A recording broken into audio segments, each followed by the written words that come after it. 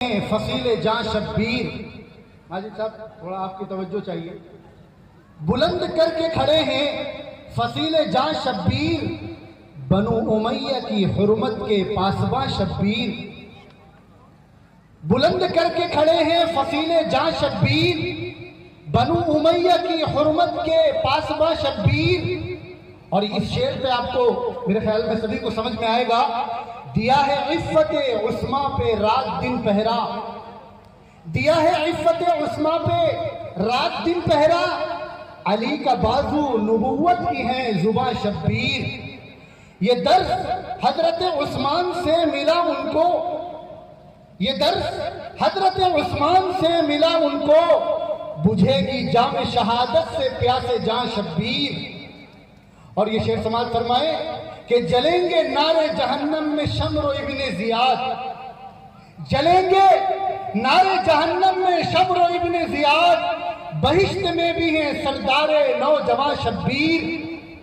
حسین والوں کا شیوا نہیں ہے آہو فغاں، یہ رونا دھونا حسین والوں کا کام نہیں ہے، حسین والوں کا شیوا نہیں ہے آہو فغاں، عظیمتوں کی ہیں بے داغ داستاں شبیر۔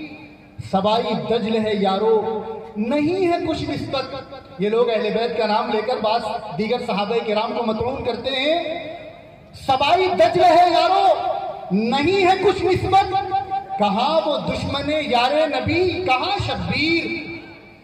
جہاں میں آپ کا جب کوئی ذکر کرتا ہے، یہ مجلس اہل بیت اور صحابہ والوں کی مجلس ہے، یہاں اہل بیت اور صحابہ کا تذکرہ ہو رہا ہے، جہاں میں آپ کا جب کوئی ذکر کرتا ہے، قرار پاتے ہیں ہم مضطرب دلاں شبیر، اور حبیب رب کی شفاعت نصیب ہو جائے۔